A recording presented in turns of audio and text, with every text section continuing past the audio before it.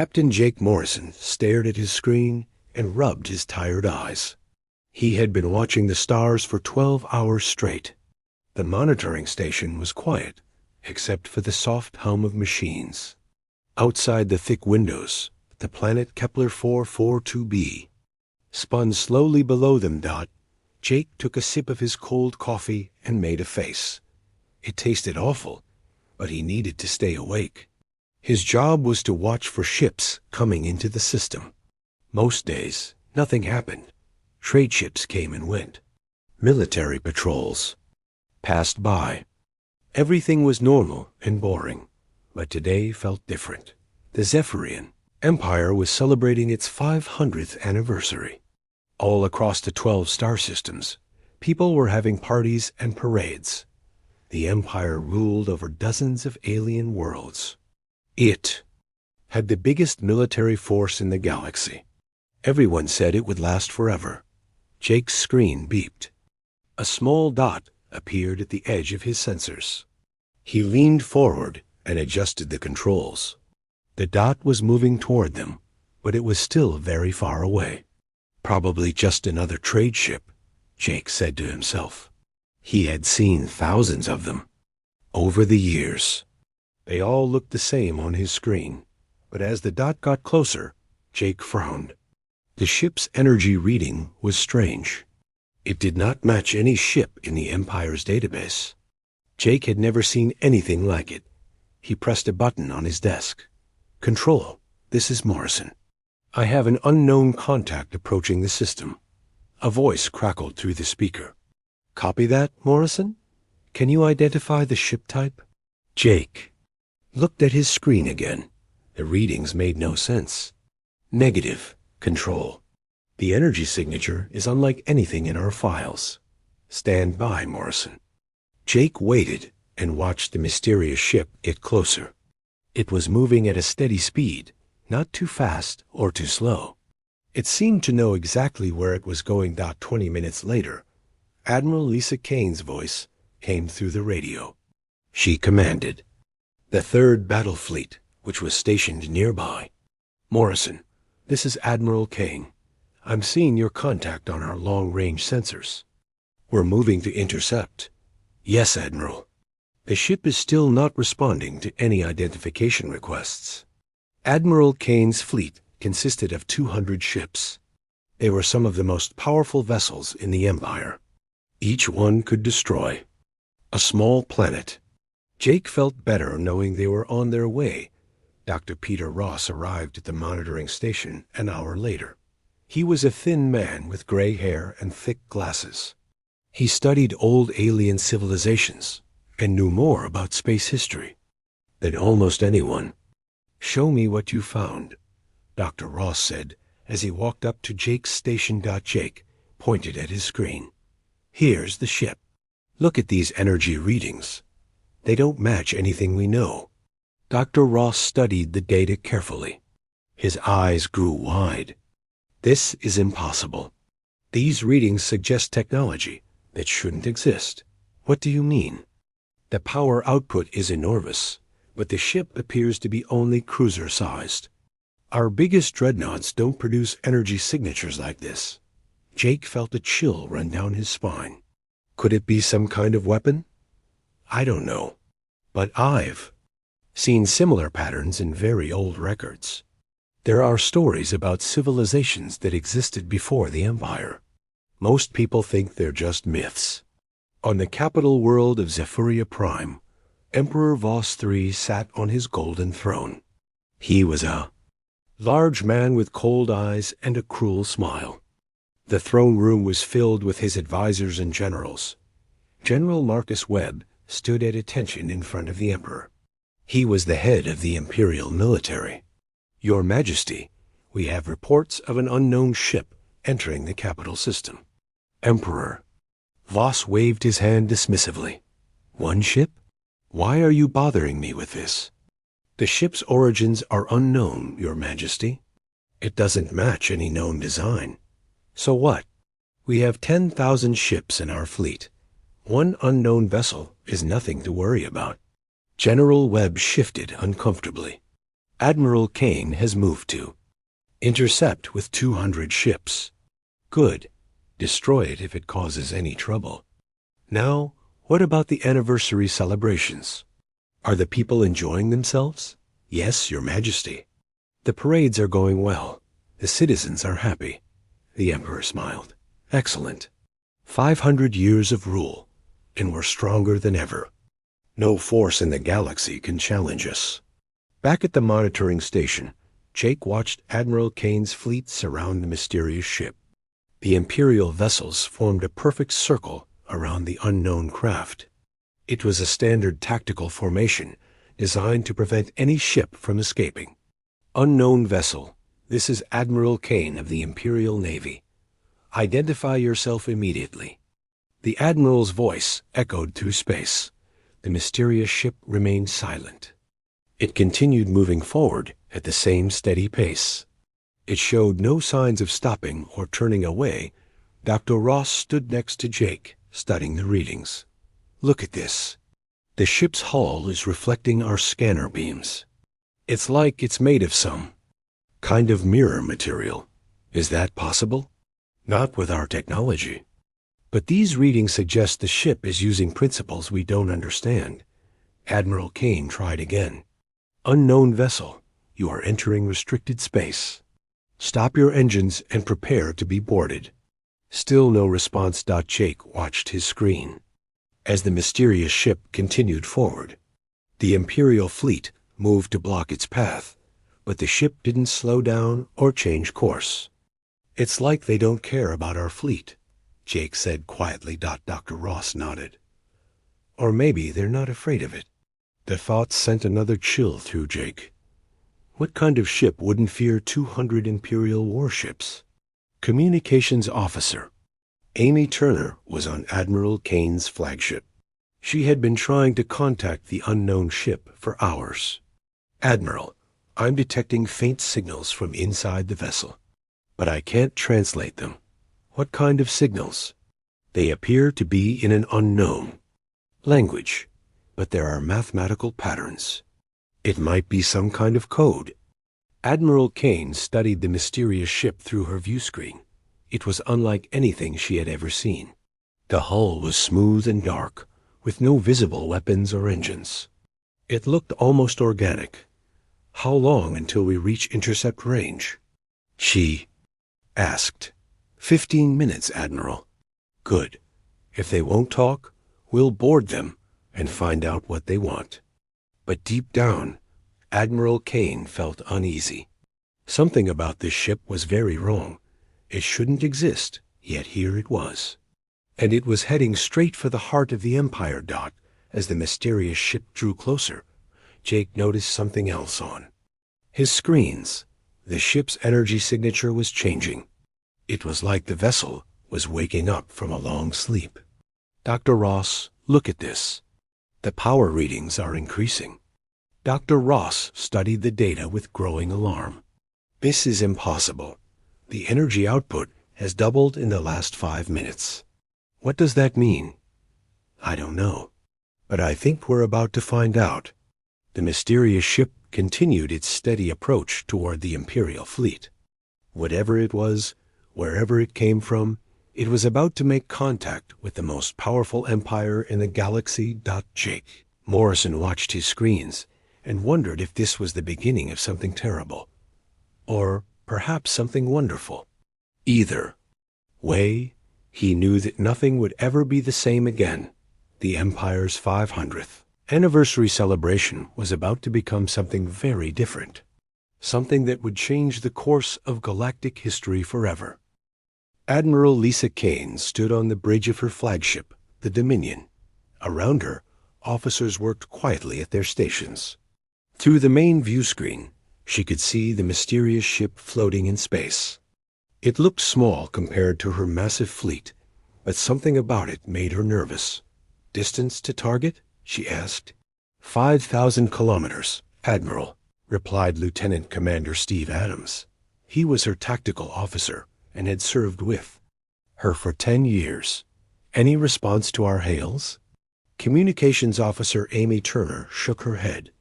Nothing, Admiral. The ship remains completely silent. Admiral Kane studied the unknown vessel. It was roughly the size of a cruiser, but its design was unlike anything in Imperial records. The hull was smooth and dark, almost black. There were no visible weapons or engine ports. It looked more like a piece of art than a warship. Sensors. What can you tell me about the ship's composition? She asked. Chief Science Officer Rachel Green looked up from her console. It's difficult to get clear readings, Admiral. The hull appears to be made of an unknown metallic compound. Our scanners are having trouble penetrating it. Unknown metal? Yes, Admiral. It's reflecting our sensor beams like a mirror. I've never seen anything like it. Admiral Kane frowned. In her 20 years of service, she had encountered dozens of alien species and their technologies. But this was different. This was something completely new. Admiral, Amy Turner called out, I'm detecting faint transmissions from inside the vessel. Very weak, but there's definitely something there. Can you translate them? I'm trying, but it's in a completely unknown language. The structure is unlike anything in our databases. Doctor, Peter Ross had been granted permission to observe from the bridge. He stepped forward. Admiral, may I take a look at those transmissions? Of course, Doctor. Dr. Ross studied Amy's console. The signals appeared as wave patterns on the screen. They pulsed in regular intervals, like a heartbeat. These patterns, Dr. Ross said quietly, they remind me of something I've seen before. Very old records from the Empire's early expansion. Period. What kind of records? Most of them were classified long ago. But there are references to encounters with unknown species during the first century of expansion. Admiral Kane turned to face him. Are you suggesting this ship is from one of those species? It's possible, though I thought they were all extinct. Before Dr. Ross could say more, the mysterious ship suddenly changed. The smooth hull began to shift and transform. Hidden panels slid open, revealing weapon ports and defensive systems. The ship's energy signature spiked dramatically. Admiral, Lieutenant Commander Adams shouted, the target is powering up weapons. All ships, battle stations. Admiral Kane commanded, raise shields and prepare for combat. Across the fleet, 200 Imperial warships activated their defensive systems. Weapon batteries swiveled toward the mysterious ship. The space around them crackled with energy. Then, without warning, a transmission came through on all frequencies. The voice was clear and spoke perfect Zephyrian. You have enslaved the innocent. Your empire ends today. The voice was calm and steady, but there was something in it that made Admiral Kane's blood run cold. It was not anger or hatred. It was certainty. Unknown vessel, this is Admiral Kane. Identify yourself immediately. The response came quickly. I am Commander Ryan Phillips of the Earth vessel Retribution.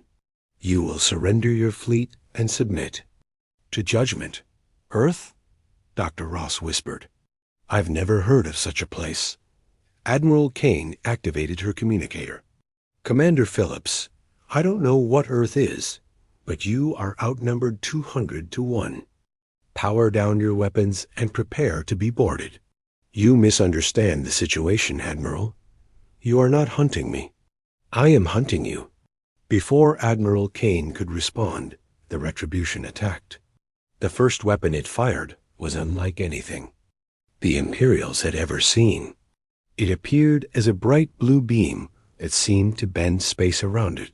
The beam struck the Imperial cruiser Vengeance, and the ship simply vanished. What happened to the Vengeance? Admiral Kane demanded. It's gone. Admiral, Adams replied, his voice shaking. The ship just disappeared. The Retribution fired again. This time, 3 Imperial ships were hit by what looked like silver spheres. The spheres passed through the ship's shields as if they weren't there. When they made contact with the hulls, the ships exploded in brilliant flashes of light. All ships open fire. Admiral Kane commanded. The Imperial fleet unleashed everything they had. Laser cannons, plasma torpedoes, and missile batteries all fired at once. The space around the Retribution filled with deadly energy, but the weapons never reached their target. The mysterious ship was surrounded by a shimmering barrier that absorbed every shot. The barrier rippled like water when the weapons hit it, but it never broke. "Admiral, our weapons are having no effect," Adams reported. "That's impossible. Nothing can withstand that much firepower." The Retribution continued its attack. Its weapons seemed to ignore the laws of physics. Some shots curved around obstacles to hit targets behind cover. Others split into multiple beams that struck several ships at once. Within minutes, 50 Imperial ships had been destroyed. The survivors began to retreat, but the Retribution was faster than anything they had ever seen. It moved through space like a living thing, dodging between ships and striking with deadly precision. Captain Danny Rodriguez commanded the heavy cruiser Executor. He watched in horror as the Retribution destroyed ship after ship. His crew was terrified. "Sir, what are our orders?" asked his first officer. "Hold position. We can't abandon the Admiral." But Rodriguez knew they were facing something beyond their understanding. The Retribution's technology was centuries ahead of anything the Empire possessed. On the monitoring station, Jake Morrison watched the battle with growing horror. The Imperial fleet was being destroyed, and there was nothing he could do about it. "Dr. Ross, what is that thing?" he asked. Dr. Ross stared at the readings on Jake's screen. "I think it's exactly what Commander Phillips said it was. A ship from Earth. But where is Earth? Why isn't it in our databases?" "I don't know, but I intend to find out." Admiral Kane realized the battle was lost. Half her fleet was gone, and the Retribution showed no signs of slowing down. She had to make a choice. All ships retreat to the outer system. We need to regroup and warn the capital. "Admiral, what about the survivors?" Amy Turner asked. "We'll come back for them. But first, we need to tell the Emperor what we're dealing with." As the Imperial fleet retreated, the Retribution stopped its attack. It made no attempt to pursue the fleeing ships. Instead, it broadcast another message. "This is Commander Ryan Phillips. I am transmitting the coordinates of your survivors. Rescue them, and remember what you have seen here today. The Empire's crimes will not go unpunished." The message ended, and the Retribution resumed its course toward the capital system. It moved slowly, as if it had all the time in the world. Admiral Kane sat in her command chair, shaking. She had fought in dozens of battles, but nothing had prepared her for this. The Retribution had destroyed 50 warships in minutes, and could have destroyed the rest just as easily. "Admiral," Rachel Green said quietly, "I've been analyzing the battle data. The Retribution's weapons appear to manipulate space-time itself." "What does that mean?" "It means they have technology that our scientists say is impossible. They can bend reality to their will." Admiral Kane closed her eyes. She had to warn the Emperor, but how could she explain what she had seen? How could she tell him that a single ship had defeated half her fleet? "Set course for Zephyria Prime," she ordered. "Maximum speed." "Yes, Admiral." As the Dominion raced toward the capital, Admiral Kane tried to understand what had just happened. The Empire had ruled the galaxy for 500 years. It had the most powerful military force in known space. How could one ship threaten all of that? And who were these humans from Earth? Dr. Ross worked frantically at his portable computer.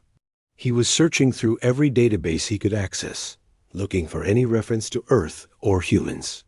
So far, he had found nothing. "It's as if they never existed," he said to himself. "But that's impossible. You can't hide an entire species." Jake Morrison continued to monitor the Retribution as it moved through the system. The ship's energy readings were incredible. It was generating more power than a small star. Dr. Ross, I think you should see this, Jake said. Dr. Ross looked at Jake's screen. The Retribution was sending out some kind of signal. It was very weak, but it was definitely there. What is it? I'm not sure. But it looks like it's trying to communicate with something. Or someone, Dr. Ross said quietly. The signal continued for several minutes, then stopped. The Retribution resumed its course toward the capital, leaving behind the wreckage of the Imperial fleet. Admiral Kane reached Zephyria Prime 12 hours later. She requested an immediate audience with the Emperor. The meeting was held in the war room deep beneath the Imperial Palace. Emperor, Voss 3 listened to her report with growing disbelief. You're telling me that one ship destroyed 50 of our warships? Yes, Your Majesty. The Retribution is unlike anything we've ever encountered. And this Commander Phillips claims to be from a place called Earth? That's correct, Your Majesty. General Marcus Webb stepped forward. Your Majesty, I find this report hard to believe. No single ship could possess such power. I saw it with my own eyes. Emperor Voss III stood in his war room, surrounded by maps of the galaxy. Red dots showed the positions of his fleets. Blue dots marked the Empire's 12 star systems. But now there was a new dot on the map. A single black dot that represented the Retribution. Grand Admiral Tony Clark, the Emperor called out. A tall man with gray hair and cold eyes stepped forward. Tony Clark was the Empire's most experienced commander. He had led the conquest of 6 star systems and destroyed countless rebel fleets. Your Majesty, Clark said with a bow, I want you to take every available ship and destroy this Retribution. Use whatever force is necessary. How many ships am I authorized to use? All of them. Take the entire fleet if you must. Clark nodded. It will be done, Your Majesty. As Clark left to prepare the fleet, Minister Helen Brooks approached the Emperor. She was in charge of the Empire's propaganda machine. Her job was to keep the people happy and loyal. Your Majesty, news of the defeat is spreading. The people are starting to ask questions. What kind of questions? They want to know how one ship could destroy 50 of our warships. Some are beginning to doubt the Empire's strength. Emperor Voss frowned. Then make them stop doubting. Tell them it was a minor incident. A single terrorist attack that will be dealt with quickly. Yes, Your Majesty. But what if the Retribution attacks again? It won't matter. Clark will destroy it before it can cause more damage. But even as the Emperor spoke, the Retribution was already moving to its next target. The ship had left the capital system and was heading toward the Altair system, home to 3 billion Imperial citizens. Commander Ryan Phillips stood on the bridge of the Retribution. The bridge was different from any Imperial ship. The walls were covered with screens showing stars and planets. The crew worked quietly at stations that seemed to respond to their thoughts. Status report, Phillips said. Lieutenant Colonel Nancy Davis was his second in command. She had been with him for over 30 years. All systems are operating normally, Commander. We should reach the Altair system in 6 hours. Good. Have you prepared the Liberation broadcast? Yes, sir. We're ready to transmit to all inhabited worlds in the system. Phillips nodded. The Liberation broadcast was crucial to their mission. They were not here to conquer, but to free the people who had been enslaved by the Empire. Commander, called out Major Kevin Wright from the communications station. I'm detecting heavy Imperial fleet movements. It looks like they're massing for a major attack. How many ships? At least 5,000, sir. Maybe more. Phillips smiled grimly. They're taking us seriously now.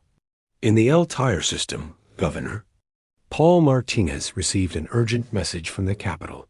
The Emperor was ordering all civilians to remain in their homes. Military forces were to be on high alert. Martinez was confused. The message mentioned a terrorist attack, but it gave no details. He decided to contact his military commander. Colonel Janet Foster, what's the situation? Governor, I'm not entirely sure. Imperial Command is being very secretive. All I know is that a single ship is supposedly threatening the entire Empire. That's ridiculous. How can one ship threaten the Empire? I don't know, sir. But they're taking it seriously enough to mobilize the entire fleet. As they spoke, the Retribution entered the Altair system. It moved slowly, broadcasting a message on all frequencies. People of the Altair system, this is Commander Ryan Phillips. I bring word of freedom. For too long, you have lived under the tyranny of the Zephyrian Empire. Today, that changes. The message was broadcast in dozens of languages. Every radio, television, and communication device in the system carried Phillips' words. We are not your enemies. We are your liberators. Rise up and claim your freedom. The Empire's power is an illusion. They cannot protect you from us, and they cannot protect themselves. Governor Martinez listened to the broadcast with growing alarm. Colonel Foster, we need to stop this transmission immediately.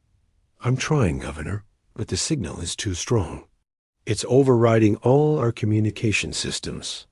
The Retribution moved toward the system's main orbital defense platform. The platform was massive, armed with hundreds of weapons, and protected by powerful shields. It was considered impregnable. Captain Danny Rodriguez had been transferred to the platform after the defeat at the Capitol. He commanded the station's defense systems and had orders to destroy the Retribution on sight. All weapons, target the unknown ship, Rodriguez commanded. The platform's weapons fired simultaneously. Plasma cannons, laser batteries, and missile launchers all struck the Retribution at once. The space around the ship filled with explosions, but when the smoke cleared, the Retribution was undamaged. Its shields had absorbed the entire attack without even flickering. Impossible, Rodriguez whispered. Nothing can withstand that much firepower. The Retribution responded with a single shot. A beam of golden light struck the platform's main reactor. The massive station shuddered and began to break apart. All hands abandon ship, Rodriguez shouted. This is not a drill. Within minutes, the orbital platform was destroyed. The Retribution had eliminated the system's primary defense. With one shot, on the planet below, people watched in shock as the platform exploded. The Empire's invincible defenses had been destroyed in seconds. The Retribution moved to the next target, the system's maximum security prison. The prison held thousands of political prisoners, people who had dared to speak out against the Empire. Dr. Peter Ross had been working non-stop in the Imperial archives. He had found references to something called the Earth Files, but the records were heavily classified. He needed higher security clearance to access them. Jake, I need your help. Dr. Ross said over the communicator. Jake Morrison was still at his monitoring station. What can I do, Doctor? I need you to contact Admiral Kane. Tell her I've found something important, but I need access to the classified archives. I'll try, but she's been in meetings with the Emperor all day. This is important, Jake. I think I'm close to finding out who these humans really are. While Ross searched for answers, the Retribution continued its work. The ship approached the prison and began scanning the facility. Commander, Nancy Davis reported, I'm detecting over 3,000 life signs. In the prison, most appear to be in poor condition. They've been tortured, Phillips said grimly. The Empire's standard procedure for political prisoners. Orders, sir? Free them, all of them. The Retribution used a new weapon, a beam that could disintegrate matter at the molecular level. The prison's walls simply vanished, leaving the unished. Prisoners free to escape, but the Retribution did more than just destroy the walls. It also transmitted the locations of hidden Imperial bases and weapon stockpiles to the freed prisoners. Within hours, a full-scale rebellion was underway. Governor Martinez tried to contact the capital for help, but the Retribution was jamming all communications. The Empire's local forces were outnumbered and outgunned by the rebels. Colonel Foster. "We need to evacuate," Martinez said. "Where can we go?" "The rebels control the spaceport. Then we surrender. Better to live as prisoners than die as heroes." Meanwhile, Grand Admiral Clark's fleet was racing toward the Altair system. 5,000 ships, the largest force the Empire had ever assembled, was converging on the Retributions. "Position." "Admiral," called out Captain Mike Johnson from the flagship's bridge. "We'll reach the Altair system in 2 hours." "Good. Signal all ships to prepare for battle. We're going to hit them with everything we have." Clark was confident. No ship, no matter how advanced, could survive an attack from 5,000 vessels. The Retribution would be destroyed, and the Empire's reputation would be restored. But as Clark's fleet approached, the Retribution was already moving to its next target. The ship had completed its mission in the Altair system and was heading toward the Vega system. "Commander," Kevin Wright reported, "I'm detecting the Imperial fleet. They're moving fast, but they're heading for our last position." "Let them come," Phillips said. "By the time they realize we're not there, we'll have freed 2 more systems." The Retribution strategy was simple but effective. Hit and run. Free the prisoners, destroy the defenses, and move on before the Empire could respond. Each successful. Attack weakened the Empire's control and encouraged more rebellions. Dr. Ross finally got his meeting with Admiral Kane. They met in a secure room deep beneath the Imperial Palace. "Doctor, you said you found something important," Kane said. "I did. I found references to the Earth files in the classified archives. But I need your security clearance to access them."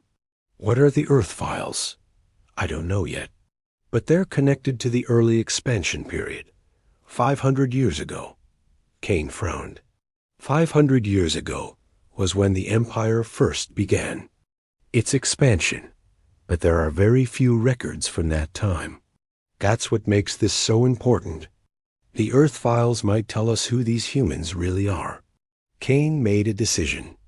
"I'll help you access the files. But we need to be careful. The Emperor doesn't like people digging into old records." As they worked to unlock the archives, Admiral Clark's fleet reached the Altair system. They found the orbital platform destroyed and the prison emptied. The Retribution was gone. "Where did it go?" Clark demanded. "Sir, we're detecting similar attacks in the Vega system." "The unknown. Ship appears to be moving rapidly between systems." Clark realized he was chasing a ghost. The Retributio. Dr. Peter Ross sat in the deepest level of the Imperial Palace, surrounded by ancient files and dusty computers. The Forbidden's archives stretched out in all directions, filled with secrets the Empire had tried to forget. Next to him, Admiral Lisa Kane read through classified documents with growing shock. "This is impossible," Kane said quietly. "The Empire has always taught us that we were the first advanced civilization in the galaxy." Ross looked up from his screen.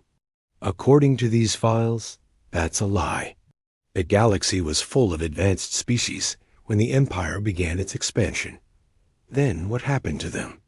The Empire destroyed them." "Every single one?" Kane felt sick.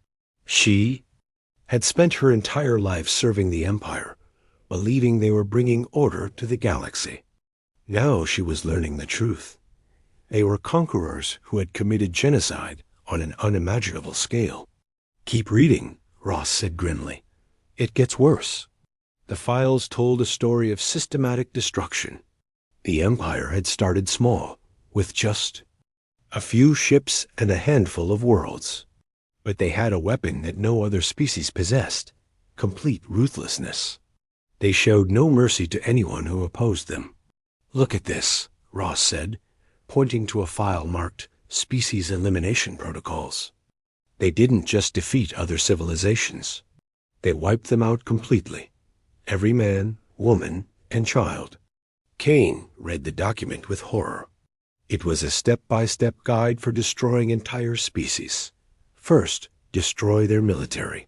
Then, eliminate their governments. Finally, kill all survivors to prevent future resistance. How could anyone do this? Kane whispered, because they believed they were superior. The Empire's founders thought they were destined to rule the galaxy. Ross opened another file. This one was marked Earth First Contact Report. Kane leaned over to read it. The date on this file is exactly 500 years ago. Ross said the report described the Empire's first encounter with humanity. It was written by Admiral Marcus Kane, Lisa's ancestor. The report was short and matter-of-fact. Species designation: human, home world, Earth, technology level, primitive. Threat assessment: minimal. Recommendation: mark for future colonization. Kane stared at the report. My ancestor wrote this. He was there when the Empire first met the humans. Keep reading, Ross urged. The report continued. The humans showed curiosity about our technology, but posed no immediate threat. Their ships are slow and poorly armed. Their world has valuable resources, but can be taken easily when convenient. But there was more. A second report, written months later, told a different story. Warning: human species shows unexpected adaptability. Small group escaped initial contact in experimental vessels. Recommend immediate pursuit and elimination. Kane felt a chill run down her spine. They escaped? Not all of them. Look at this. Ross opened a video file. The screen showed a blue and green planet surrounded by space. Then, without warning, the planet exploded in a massive fireball. They destroyed Earth, Kane said in shock. The report says they used a planet-killer weapon. They turned the human homeworld into an asteroid field. Kane watched the video again. Billions of people had died in seconds. An entire world destroyed because a few humans had escaped. But if they destroyed Earth, how is the retribution here now? Ross opened more files, because some humans survived. Look at this intelligence report. The report was marked Classified Eyes Only. It described sightings of human ships in remote sectors of the galaxy. The Empire had sent hunter fleets to track them down, but the humans had vanished into deep space. They went into exile, Ross said. The survivors fled to the edge of the galaxy. The Empire thought they would die out there. Kane continued reading. The files showed that the Empire had spent decades hunting the human survivors, but the humans had learned to hide. They had developed new technologies to stay invisible. This is why there are no records of humans in our databases, Kane realized. The Empire erased everything. Not just erased. They made it illegal to even mention humans or Earth. Anyone who spoke about them was executed. Ross found another file labeled Memory Suppression Protocol. The Empire had gone to extreme lengths to hide what they had done. They had rewritten history books, destroyed records, and killed anyone who remembered the truth. They were terrified, Ross said. The Empire's leaders knew that if people learned about Earth, they would start asking questions about other destroyed worlds. Kane felt anger building inside her. Her entire life had been built on lies. The Empire she had served was not a force for order. It was a machine for destruction. Meanwhile, on his ship, Commander Ryan Phillips was preparing for the next phase of his mission. The Retribution had freed 6 star systems in the past week. Rebellions were spreading across the galaxy. Commander, Lieutenant Colonel Nancy Davis reported, "We're receiving signals from resistance groups in 8 more systems. They're requesting our help." Good. The people are starting to remember what freedom means. Major Kevin Wright looked up from his console. Sir, I'm also detecting increased Imperial fleet movements. They're trying to contain the rebellions. Phillips nodded. It's time for the next broadcast. Open a channel to all Imperial systems. Across the galaxy, every communication device suddenly activated. Phillips' voice reached billions of people on hundreds of worlds. Citizens of the galaxy, this is Commander Ryan Phillips. You have been told that I am a terrorist, but that is a lie. I am here to tell you the truth about your empire. On Zephyria, Prime Emperor Voss III watched the broadcast with rage. Cut the transmission, he shouted. We can't, Your Majesty, replied his communications officer. The signal is too strong. Phillips continued his broadcast. 500 years ago, your empire destroyed my homeworld of Earth. They killed billions of innocent people and tried to wipe out the human race completely. The Emperor turned to General Webb. This is lies, propaganda. But Webb was reading intelligence reports on his tablet. His face had gone pale. Your Majesty, our agents report that people are responding to the broadcast. They're starting to ask questions. Philip's voice filled the Emperor's throne room. But we survived. We have spent 5 centuries preparing for this moment. We have learned your weaknesses. We have built weapons you cannot imagine. And now we have returned. The Empire has taught you that they are your protectors, that they bring order to chaos. But they are liars. They are murderers. They have destroyed countless worlds and enslaved entire species.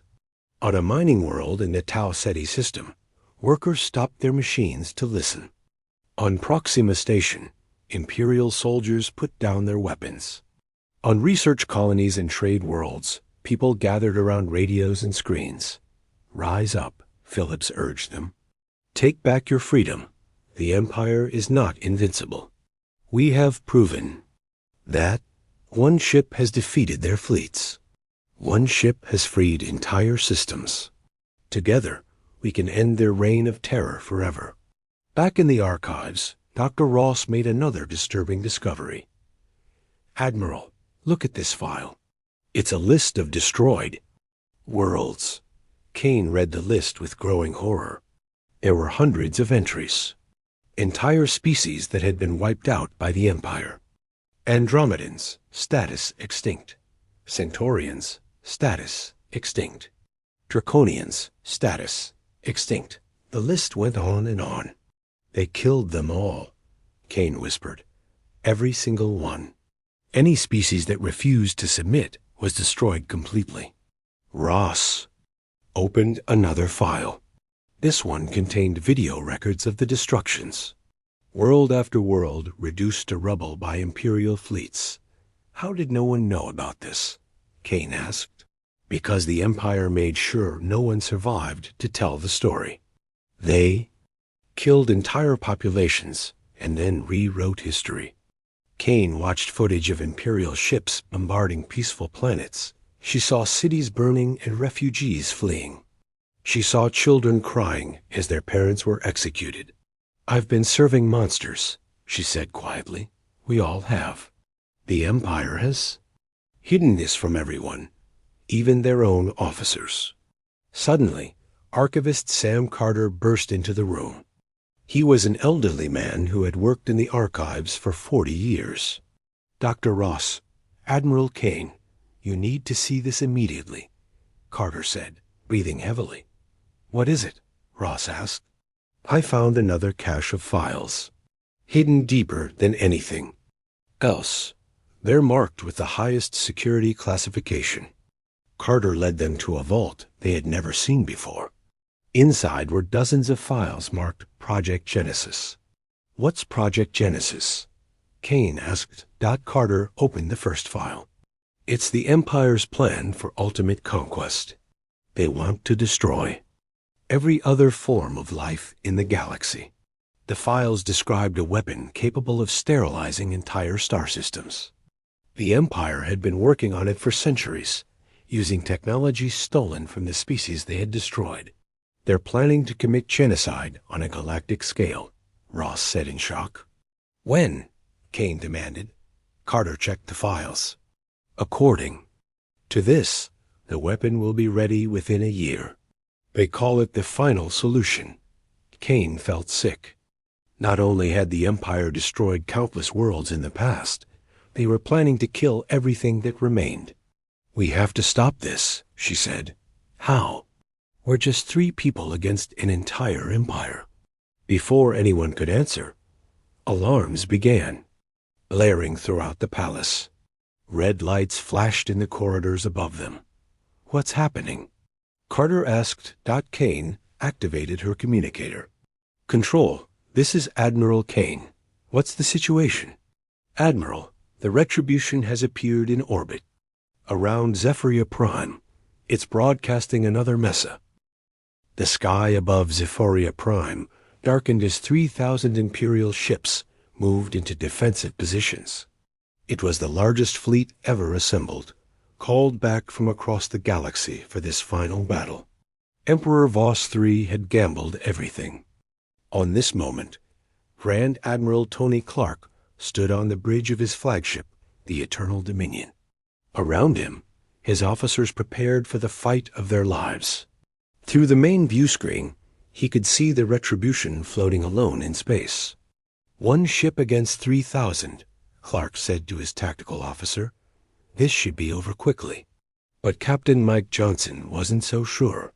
Admiral, our intelligence reports say this ship has destroyed over 200 Imperial vessels without taking any damage. Intelligence reports can be wrong, Captain. Nothing is invincible. Clark opened a channel to the entire fleet. All ships, this is Grand Admiral Clark. Today, we face an enemy that threatens everything we hold dear.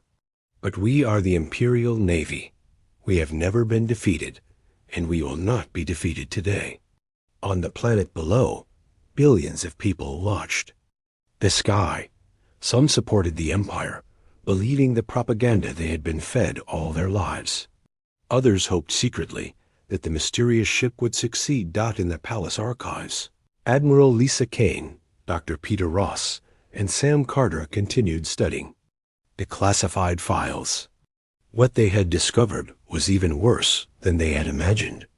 Look at this, Carter said, pointing to a document marked Population Control Protocol. The Empire has been slowly poisoning the food supplies on conquered worlds. Why would they do that? Kane asked. To weaken the populations, make them easier to control. They've been committing slow genocide for centuries. Ross found another file that made his blood run cold.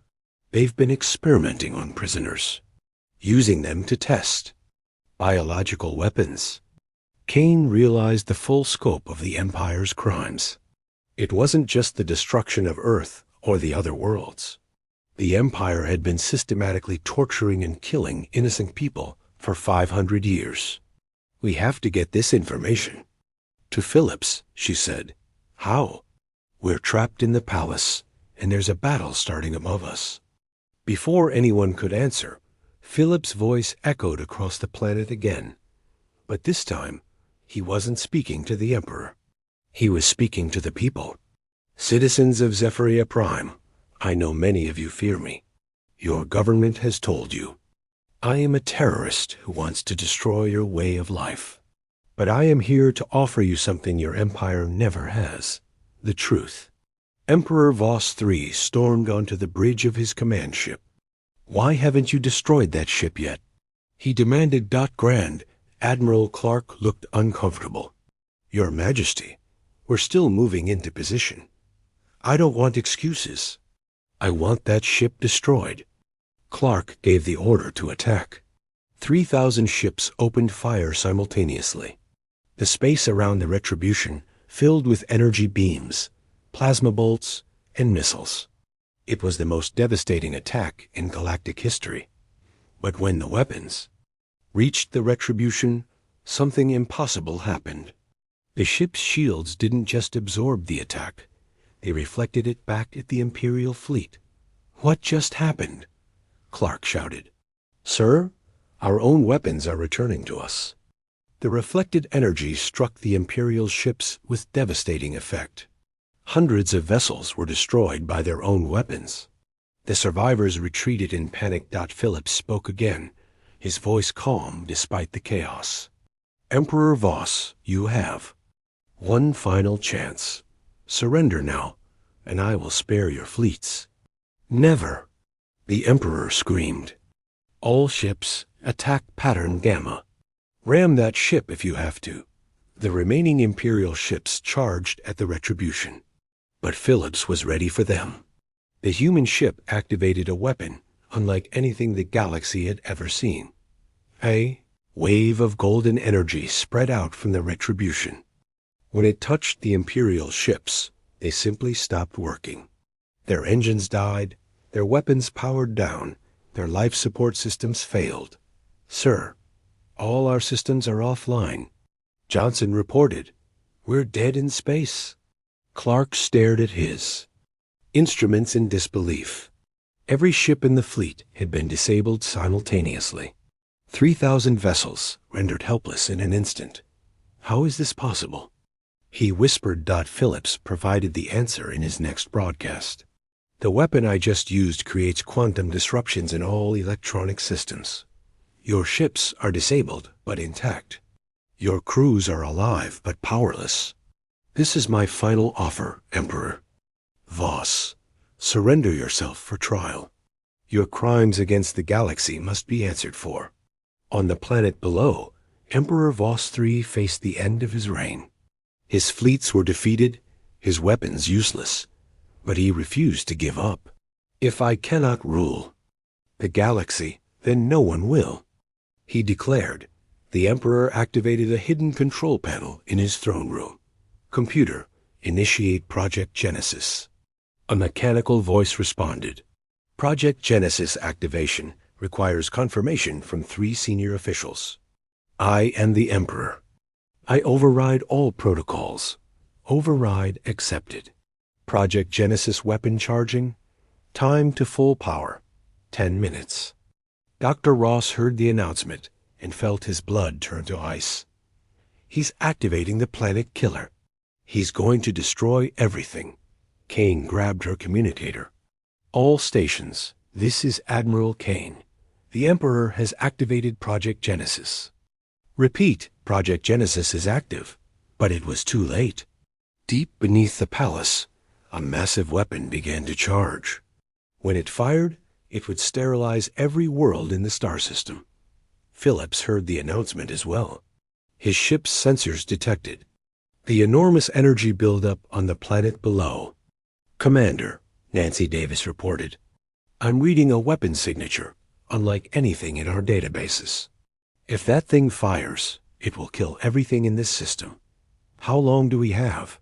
8 minutes, sir. Phillips made his decision. All hands. Prepare for emergency descent. We're going down to the planet. The Retribution dropped through the atmosphere like a falling star. It landed in the palace courtyard with a thunderous crash, crushing the Emperor's gardens beneath its hull. Phillips and a small team of Marines left the ship and stormed into the palace. They moved quickly through the corridors, guided by their ship's sensors. They found Emperor Voss III in his throne room, standing next to the Project Genesis control panel. The Emperor was laughing maniacally. You're too late, he cried. In 5 minutes, this weapon will fire. It will destroy every living thing in 12 star systems. If I cannot have the galaxy, no one can. Phillips raised his weapon. Stand away. From the controls. No, I am the Emperor. I will not be defeated by a primitive human. Before Phillips could respond, Admiral Kane burst into the room. Behind her were Dr. Ross and Sam Carter, carrying armloads of classified files. Commander Phillips, Kane called out, we have evidence of the Empire's crimes. Everything they've done is documented in these files. Phillips looked at her with suspicion.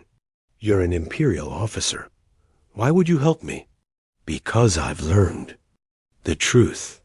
The Empire destroyed Earth. They've committed genocide against hundreds of species. They've been poisoning and experimenting on innocent people for centuries. Kane threw the files at Philip's feet. It's all there. Every murder, every destroyed world, every atrocity. The Empire is not what I thought it was. Phillips glanced at the files, then back at the Emperor. 3 minutes until that weapon fires. Can it be stopped? Yes, Ross said quickly. But only with the Emperor's genetic signature. Emperor Voss laughed again. I'll die before I help you. Phillips pointed his weapon at the Emperor's head. Then you'll die. But first, you'll stop that weapon. Kill me if you want. The weapon will still fire. Phillips lowered his weapon. He had spent 500 years planning this moment, but he wouldn't become a murderer to achieve victory. Instead, he turned to his ship's computer. Computer, can you hack the weapon's control system? Analyzing. Imperial encryption is primitive compared to our technology.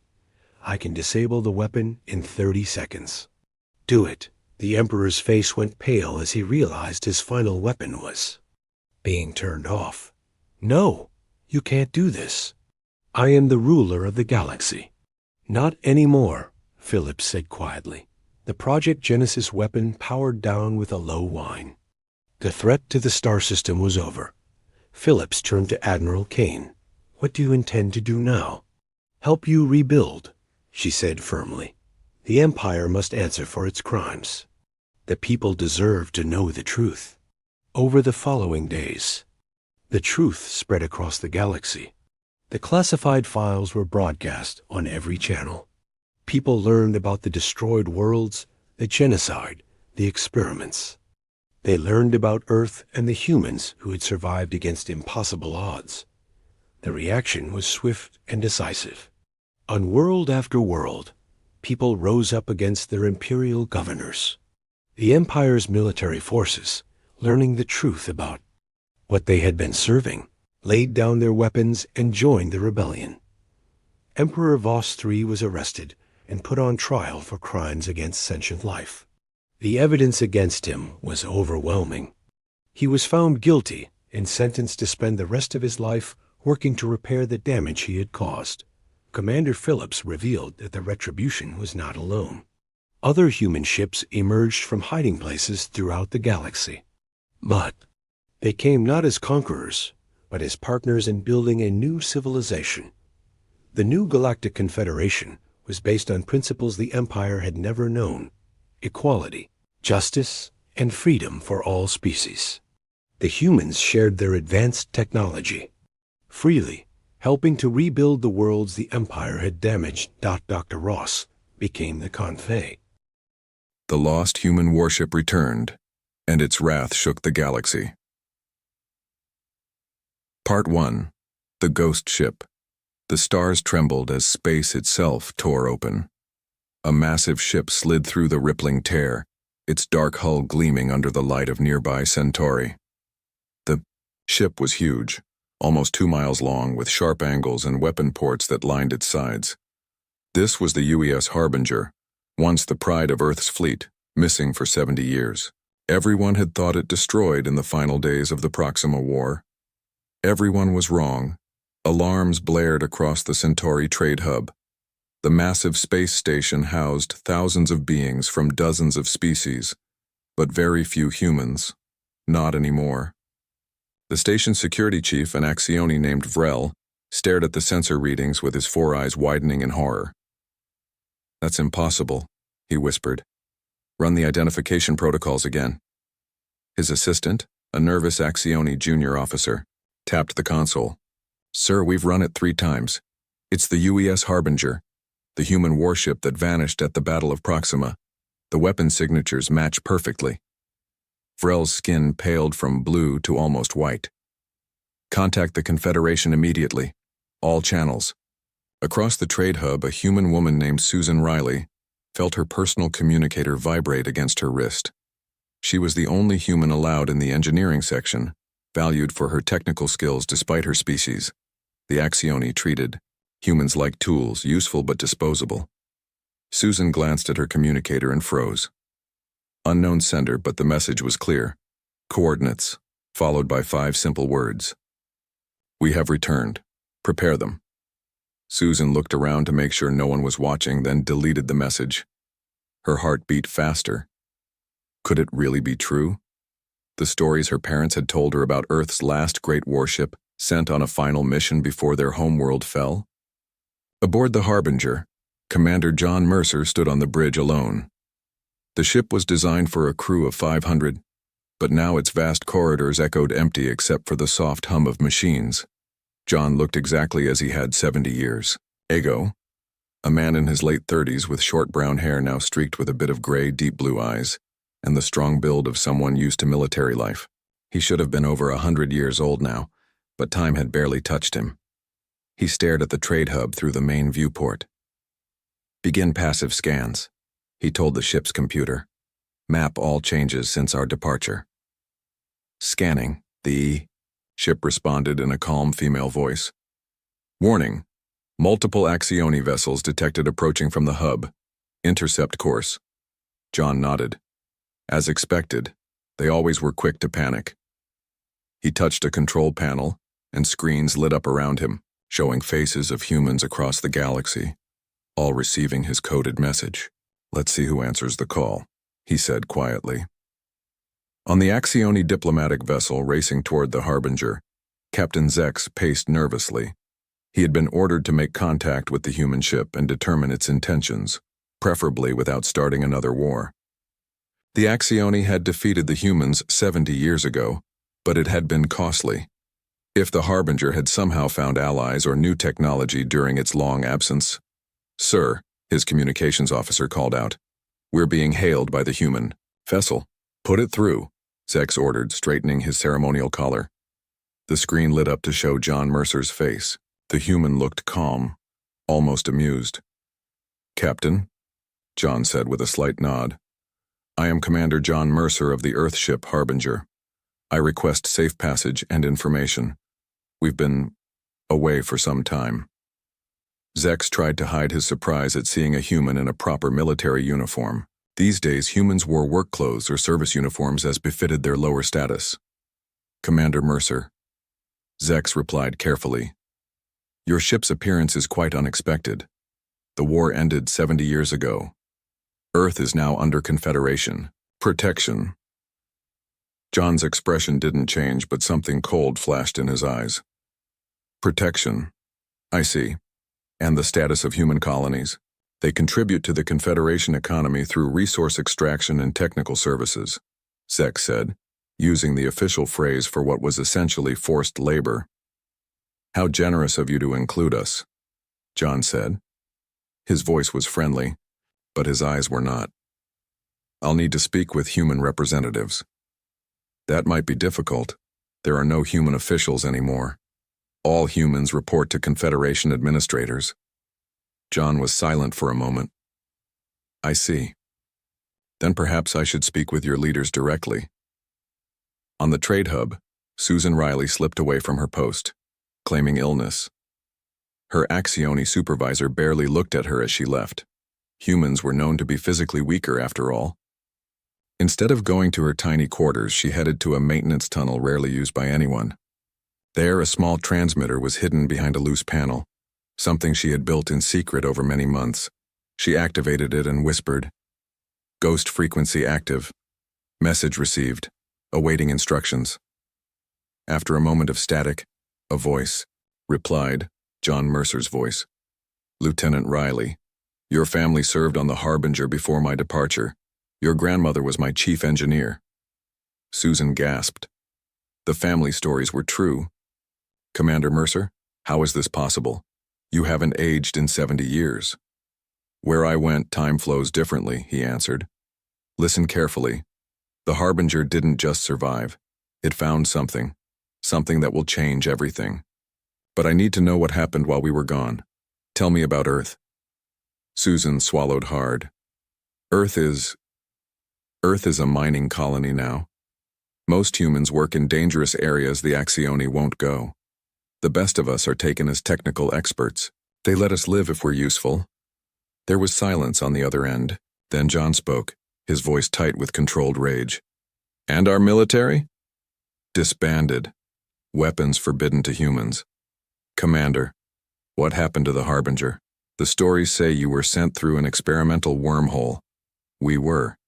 Earth's last scientist gave us a mission. Find help or find a weapon. We found both. But I need insiders, Susan. People like you. In the darkness of space, several Axioni warships approached the Harbinger. On the flagship, Admiral Krell watched the human vessel with growing concern.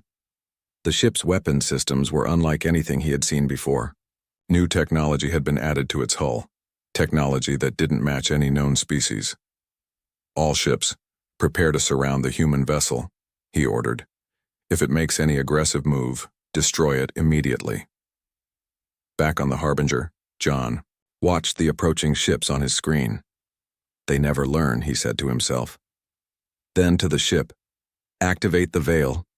Veil activated, the ship responded. Outside, the massive Harbinger seemed to shimmer and then simply vanished. The Axioni ship's sensors went wild, trying to locate it, but the warship was gone. In the High Council chamber on the Axioni homeworld, alarms sounded.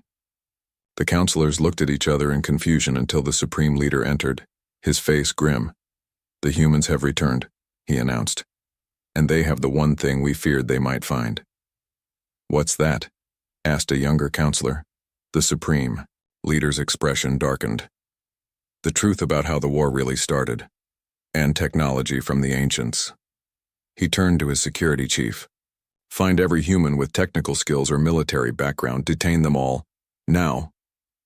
But it was already too late.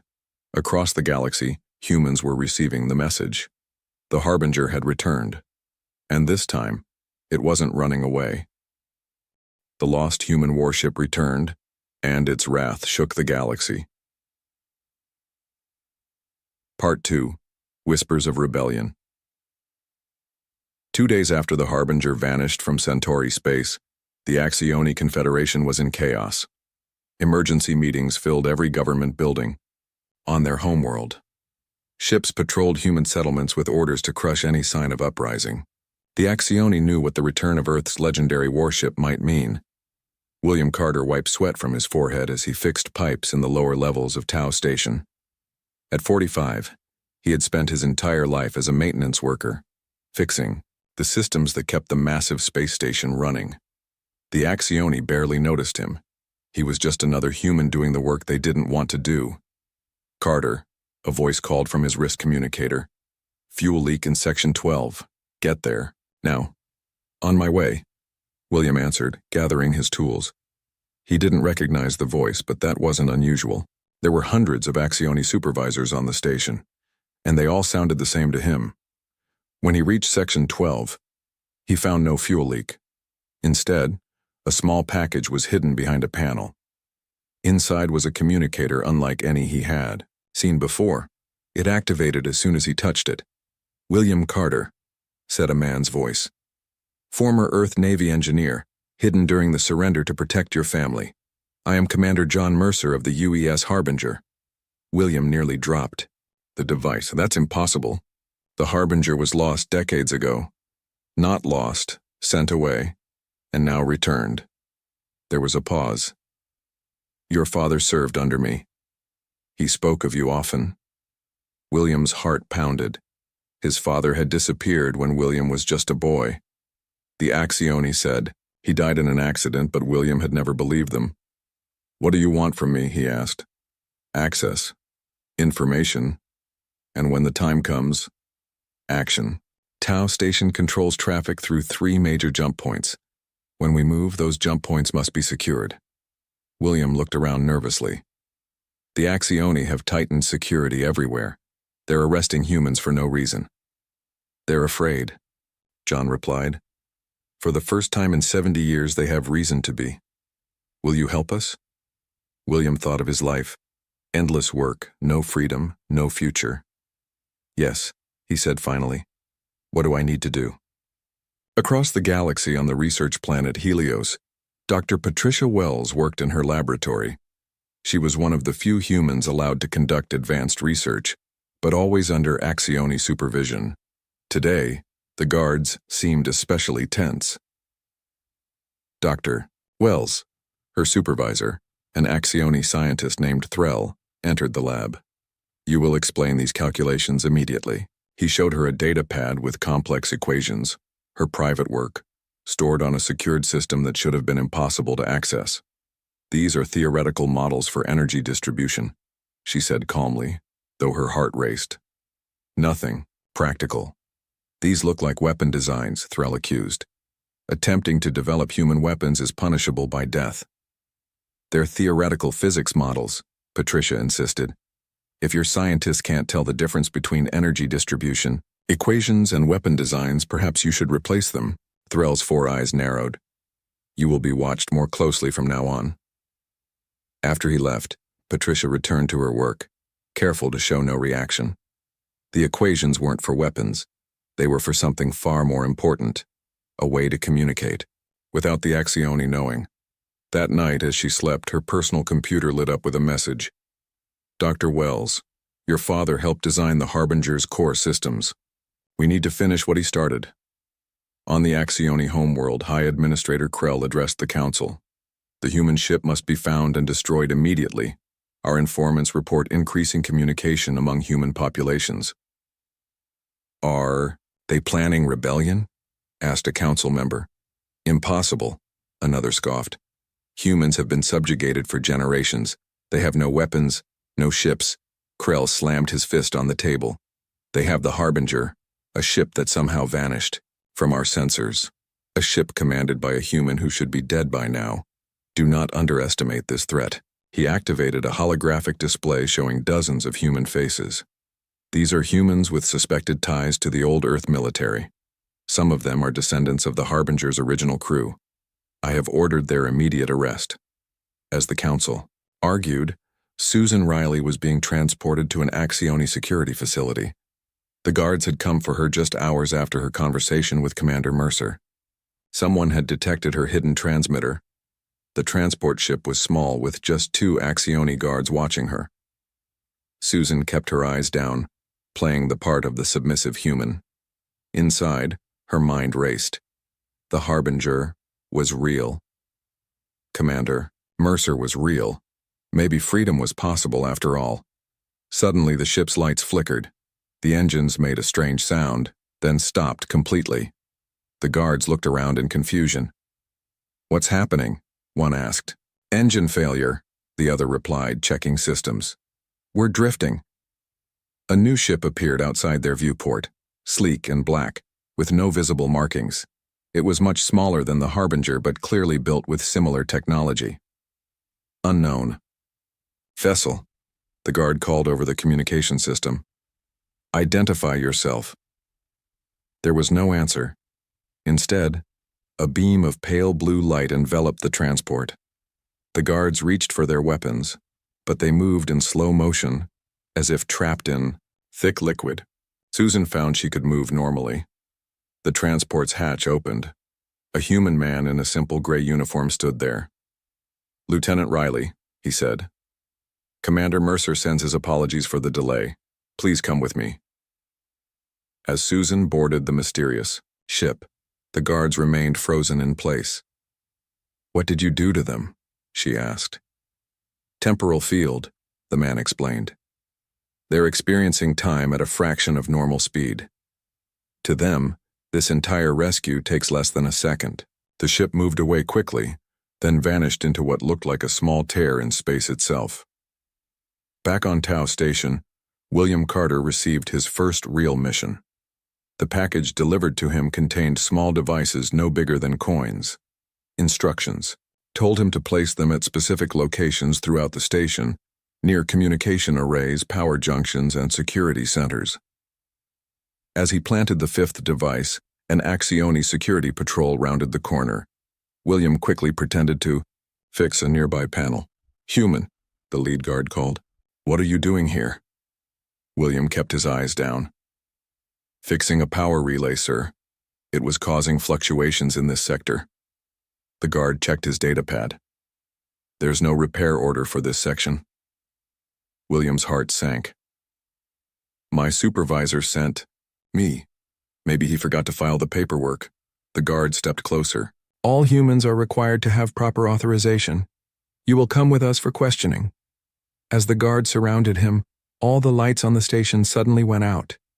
Emergency systems kicked in, but they too failed seconds later. In the darkness, William felt a hand grab his arm. It was human. Move now, a woman's voice whispered. Commander's orders. Across the galaxy, humans received coded messages. Former soldiers, engineers, scientists, people the Axioni thought were harmless began to act. Small sabotages, missing supplies, mysterious power failures. On his ship, Commander John Mercer studied reports from his growing network. Show me the Axioni fleet movements, he ordered. A holographic map appeared showing hundreds of Axioni ships moving toward human settlements, mining colonies, and workstations. They're going to make an example of someone, Susan Riley said, standing beside him now. That's how they maintain control. One brutal show of force and everyone falls back in line. John nodded grimly. Then we need to be ready. The Harbinger can't be everywhere. The Harbinger doesn't need to be, Susan replied. We have something more powerful now. What's that? John asked. Susan smiled. Hope. The lost human warship returned, and its wrath shook the galaxy. Part 3. The Hidden Fleet. 1 month after the Harbinger's return, rumors spread across the galaxy. Humans whispered about ships appearing and disappearing near remote outposts. The Axioni denied everything, but their increased military presence told a different story. On board the Harbinger, Commander John Mercer stood before a group of rescued humans. Susan Riley was there, along with William Carter, who had narrowly escaped. Tau Station. Dr. Patricia Wells had been rescued during transport to an Axioni prison.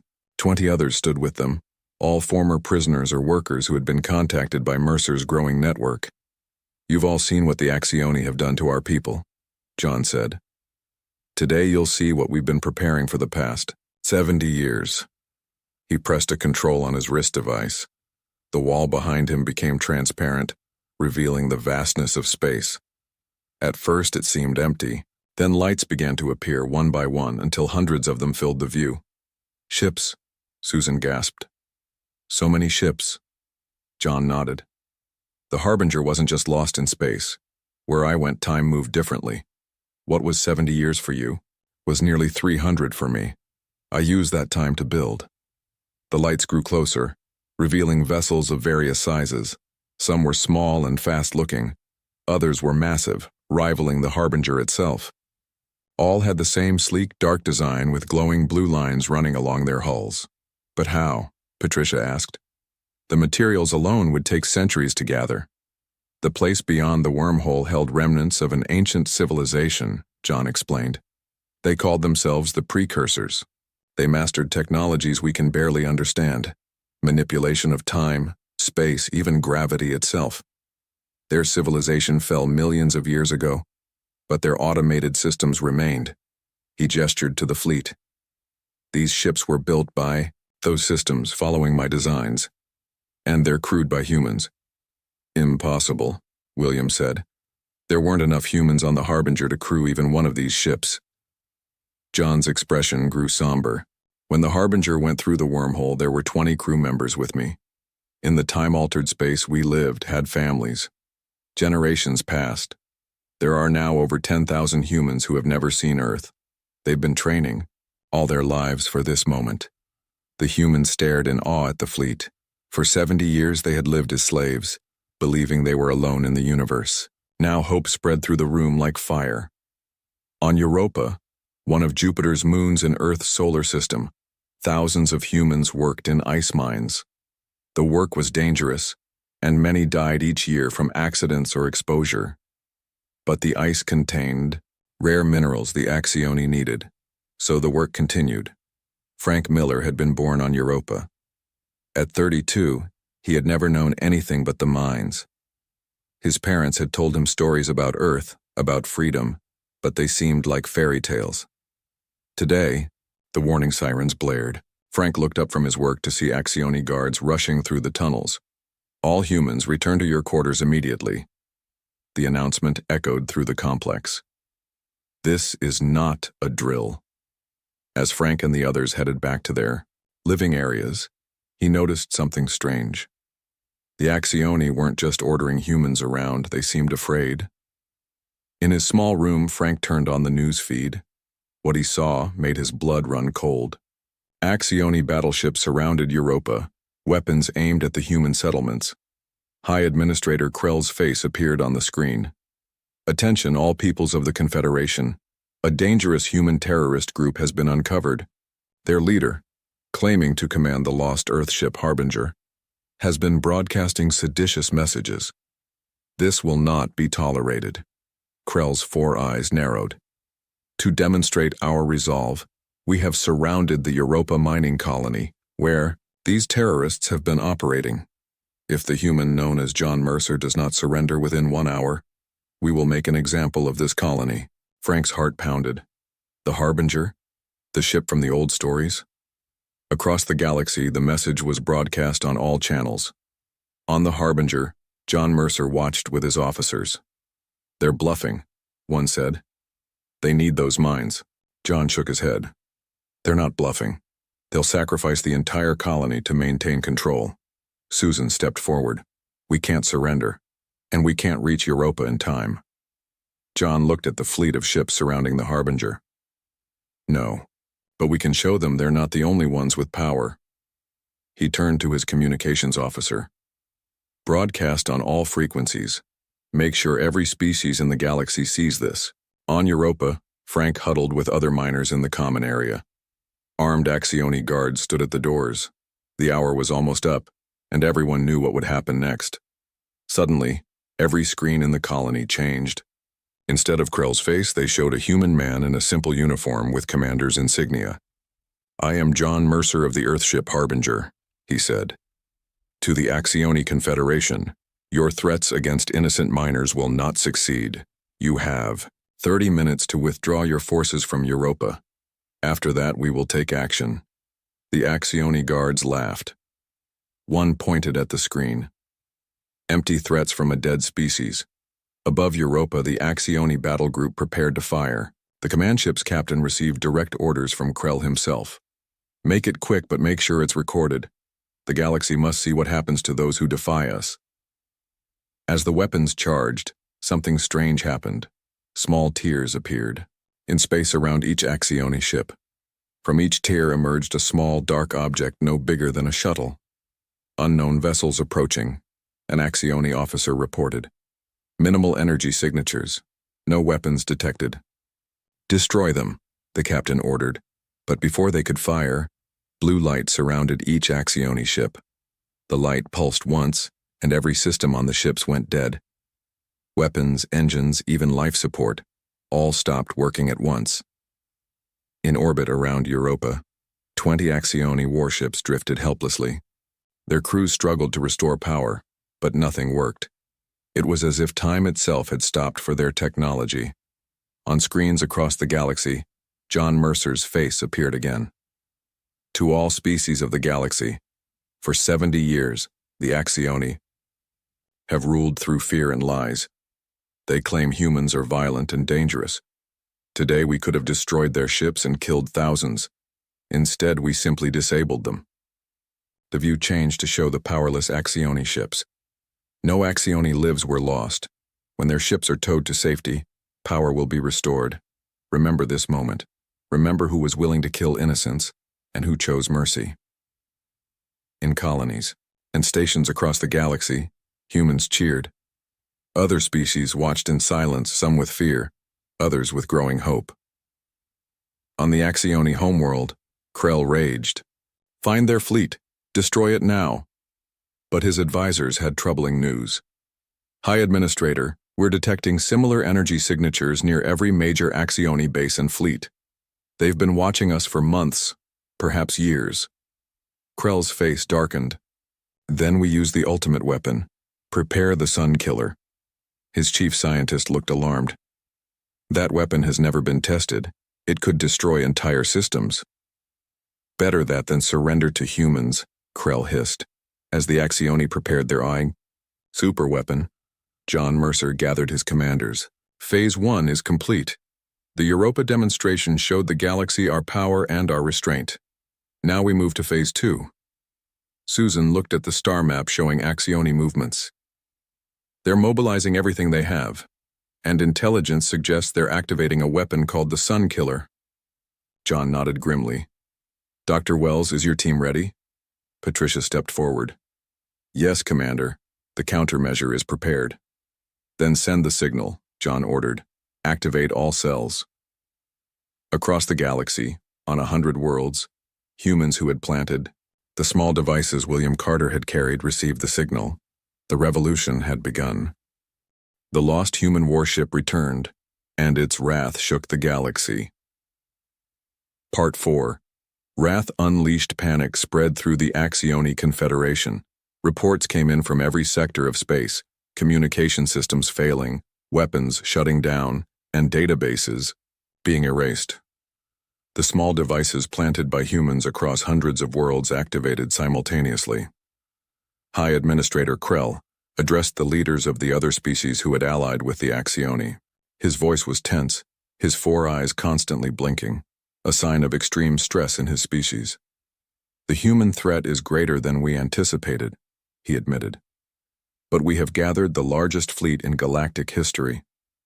5,000 ships from 12 species now stand ready to crush this rebellion. A reptilian Drax commander hissed. Your ships were disabled without firing a single shot at Europa. What makes you think more ships will help? Krell smiled coldly. Because we have studied the energy signature of their technology, our scientists have developed shields that should resist their temporal attacks, and, he added, we have something they care about. He gestured, and a hologram appeared showing hundreds of human prisoners being loaded onto transport ships. Every human with suspected rebel connections, plus their families. If they disable our ships, the life support on these transports will automatically fail. The alien leaders nodded in approval. Using hostages was a tactic they all understood. On the Harbinger, Commander John Mercer received the news with a grim expression. They're using our people as shields. Susan Riley studied the reports. The transports are scattered throughout their fleet. We can't disable their ships without risking thousands of human lives. And they've adapted their shields, Patricia Wells added. Our temporal weapons may not work as effectively anymore. John turned to William Carter. What about Tau Station? Were your devices successful? William nodded. All communication systems are compromised. We can broadcast on their channels whenever we want. And we've gained access to their secure files. Show me, John ordered. William activated a screen displaying thousands of classified Axioni documents. We're still sorting through them, but we've already found something important. He pulled up a file. Project Genesis. It appears to be the original plans for the invasion of Earth, dated 5 years before the Proxima War. John studied the document. This contradicts the official history. According to this, the Axioni planned the war before humans had any contact with them. It gets worse, William said, opening another file. This is a genetic research program. They've been experimenting on humans for decades, trying to isolate certain genetic traits. John's face darkened. Send all of this to the ships in our fleet, and prepare a broadcast to the entire galaxy. The combined alien fleet gathered near Centauri, the largest assembly of warships ever seen. Among them were the transports carrying human hostages. The fleet prepared to jump to the last known location of the Harbinger and its mysterious allies. Frank Miller sat with other humans in the crowded hold of a transport ship. After the Europa incident, Axioni guards had stormed the mining colony, selecting certain humans for a special reassignment. Now they were prisoners, bargaining chips in a war they barely understood. Is it true? A woman asked Frank. Is the Harbinger really back? Frank nodded. I saw Commander Mercer myself on the broadcast, and I saw what their ships did to the Axioni fleet. Just turned them off like flipping a switch. Hope and fear battled in the faces around him. hope that humans might finally be free, fear that they wouldn't live to see it. Suddenly, the transport shuddered. Through a small viewport, Frank saw the massive alien fleet begin its jump to faster-than-light speed. Their destination, the final battle against the human resistance. But as the fleet traveled through hyperspace, something unexpected happened. Every screen on every ship changed to show the same image: Commander John Mercer. "To all species of the galaxy," he began, "the Axioni have told you that humans started the Proxima War. They claimed we were aggressive, dangerous, and needed to be controlled for the safety of all." The image changed to show Axioni documents, the files William Carter had discovered. "These are the Axioni's own secret records. They planned to attack Earth 5 years before the first human Axioni contact. The war was never about defense. It was about capturing humans for genetic research." Throughout the fleet, non-Axioni crews looked at the evidence in shock. More documents appeared, showing details of experiments on humans, breeding programs, and genetic harvesting. "For 70 years, John continued, the Axioni have used humans as test subjects, workers, and soldiers. They have done the same to many of your peoples as well, though on a smaller scale. Check your own classified records. You'll find the truth." On the Axioni command ship, Krell screamed orders.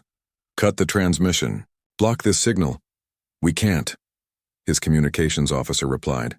"It's coming through our own secure channels." On all ships, John Mercer's face returned to the screens. "We do not wish to fight you. Our quarrel is with the Axioni leadership, not with your peoples. To prove this, I offer you a choice." The image changed to show a small device. "On each of your ships, one of these has been planted. If you continue this attack, we will disable your vessels. If you withdraw and declare neutrality, we will take no action against you." As the message ended, chaos erupted across the fleet. Ship captains from other species contacted each other, then the Axioni command. "We did not join this alliance to be part of genetic experimentations," the Drax commander snarled at Krell.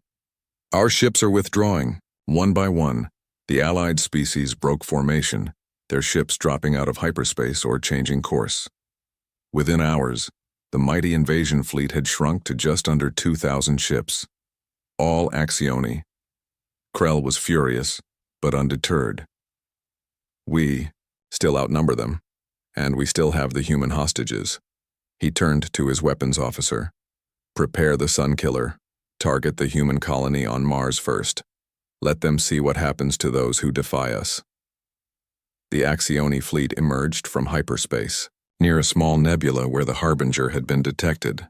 But instead of finding a single ship or even a small fleet, they faced something impossible.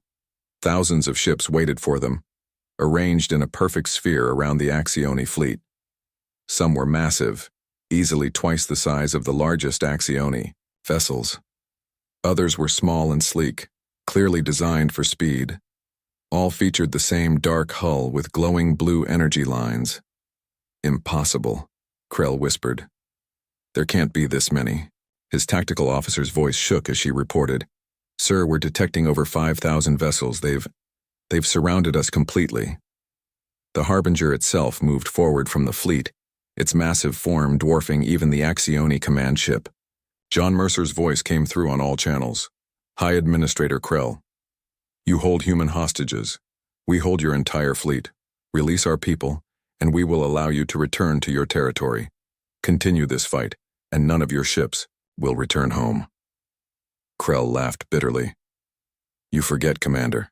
If you attack us, the hostage transports will lose life support. Thousands of humans will die." "Look at your transports, Administrator." Krell checked the status of the hostage ships. His 4 eyes widened in shock. All 20 transports showed the same status: empty.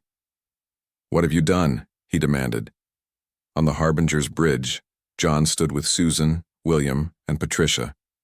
Beside them were Frank Miller and the other rescued humans from the transports. "While you were watching our ships," John explained to Krell, "our people were teleporting your hostages to safety. Another gift from the Precursor's technology." Frank stepped forward. "Tell him what else we found, Commander." John nodded. Your Sun-killer weapon, Krell. Did you think we wouldn't find it? Did you think we would allow a weapon that could destroy entire solar systems to remain in your hands? He gestured to Patricia, who activated a screen showing the massive weapon. Now, surrounded by human ships, the choice remains the same, John said. Surrender or be disabled. Krell's face twisted with rage. Fire all weapons, he screamed to his fleet. Kill them all. The Axioni ships launched their attack, but nothing happened. Their weapons powered up, but did not fire. Their engines flared, but did not move. One by one, the Axioni vessels went dark, floating helplessly in space, just as they had at Europa. But this time, it wasn't just weapons and engines. Life support, gravity, and emergency systems remained functional, but nothing else. The wrath of the Harbinger and its fleet had fallen upon the Axioni, not in destruction, but in humiliation. The mighty Confederation, which had ruled the galaxy, through fear for generations, now drifted powerless. And across the galaxy, billions watched as the age of Axioni rule came to an end. The lost human warship returned, and its wrath shook the galaxy. Part 5. A New Dawn. 3 days after the defeat of the Axioni fleet, representatives from every major species gathered on the neutral world of Taris. The Great Hall was filled with tension as delegates waited for the meeting to begin. No one knew what the humans would demand after their victory. The doors opened and Commander John Mercer entered with Susan Riley, William Carter, Patricia Wells, and Frank Miller beside him. They walked to the center of the hall, where a round table waited. Thank you for coming, John began. For too long, the Axioni have ruled through fear and lies. That ends today. An elder Drax stood. Commander Mercer, your ships have disabled the entire Axioni fleet. What are your terms? Not terms, John replied. Proposals. We seek not to replace one tyrant with another, but to create something new. He activated a holographic display showing the galaxy. First, all subjugated species will be freed. The practice of forced labor will end immediately, the delegates murmured among themselves. Many had benefited from cheap human labor for generations. Second, John continued, the Axioni leadership will face trial for war crimes, not by humans, but by a council representing all species. High Administrator Krell, now under guard at the back of the hall, growled, You have no authority to demand this. John ignored him. Third, and most important, we propose the formation of a galactic council where all species have equal voice. The hall erupted in discussion. Equal representation was a radical idea in a galaxy where power had always belonged to the strongest. As the debate continued, Susan approached John. They're afraid, she said quietly. They've seen what our technology can do. They think we'll become the new Axioni. John nodded. Then we need to show them something else. He turned to Patricia. Is it ready? Yes, Commander, she replied. The first phase is complete. John returned to the center of the hall. Representatives of the galaxy, I understand your concerns. You've seen our ships disable the most powerful fleet ever assembled. You fear we might use this power to rule as the Axioni did. He gestured, and the hologram changed to show a strange device. This is the final gift from the precursors. A technology they developed too late to save their own civilization. We call it the Restoration Engine. Patricia stepped forward. This device can heal devastated worlds, clean polluted atmospheres, and restore dead ecosystems. It can extend lifespans and cure most diseases. And it can be built by any society with basic space technology. The delegates stared in amazement as the hologram showed barren worlds transforming into lush, habitable planets. We offer this freely to all species, John said. Not as conquerors or rulers, but as equals. The knowledge the precursors shared belongs to everyone. For a moment, the hall was silent. Then the Drax elder spoke again. You could rule the galaxy with your fleet. Why share this power? Because that's not who we are, Susan answered. Humanity nearly destroyed itself many times before reaching the stars. We learned that power without wisdom leads only to ruin. Over the next week, negotiations continued. Some species were eager to join the proposed council. Others remained suspicious. The Axioni, their power broken, had little choice but to accept the new reality. On the 8th day, John Mercer received an urgent message from the Harbinger. He excused himself from the talks and hurried back to his ship. "What's happened?" he asked as he reached the bridge. The science officer pointed to the main screen. "We detected this near the edge of charted space. It's like nothing we've seen before." The screen showed a massive object moving slowly toward the galaxy's core. It was not a ship or a natural phenomenon. It looked more like a living structure, its surface constantly shifting. "Is it a threat?" John asked. "Unknown," the officer replied. "But it's releasing energy signatures similar to the precursor technology." John studied the readings. "Contact Dr. Wells, have her meet me in my quarters, and prepare the Harbinger for immediate departure." In his room, John accessed a hidden compartment in the wall. Inside was a small crystalline device, the last gift from the precursor AI that had guided him during his long exile. The device activated at his touch, projecting an image of a humanoid figure made of light. "The Harbinger has detected something, hasn't it?" the figure asked. "Yes," John confirmed. "Something large moving toward our galaxy. They have returned sooner than expected," the figure said. "The ones who destroyed the precursors. We had hoped to have more time to prepare you." Patricia Wells entered the room. "Commander, I've seen the readings. What are we dealing with?" John gestured to the light figure. "The reason the precursors shared their technology with us. There's another war coming, Patricia. One that will make our conflict with the Axioni seem like a minor skirmish." Meanwhile, on Terrace, the representatives finalized the formation of the Galactic Council. The signing ceremony was broadcast across all worlds. Susan Riley represented humanity, placing her name on the document that would reshape the fate of billions. As she finished signing, a messenger handed her a note. Her face grew serious as she read it. "What is it?" William Carter asked. "John has taken the Harbinger to the outer rim," she said. "Something's coming. Something even the precursors feared." Back on Earth, newly freed humans worked to rebuild their homeworld. After 70 years of Axioni rule, much had been lost. But with the restoration engine, forests grew where wastelands had been, and cities rose from ruins. Frank Miller stood on a hillside, watching children play in a meadow. Born in the mines of Europa, he had never thought to see Earth's blue sky. A shadow passed overhead, one of the new ships built with precursor technology. Smaller than the Harbinger, but just as powerful. Earth's new defense fleet took shape. Above, ready to protect the homeworld, Frank's communicator beeped. It was a message from Susan Riley. "The council is established, Earth is represented, but John has discovered something concerning at the galaxy's edge. We need you back on the Harbinger." That night, as humanity celebrated its freedom across 100 worlds, the Harbinger moved silently through deep space. On its bridge, John Mercer and Patricia Wells studied the approaching entity. "How long do we have?" Patricia asked. "Months, maybe a year," John replied. "Time to prepare, but not much."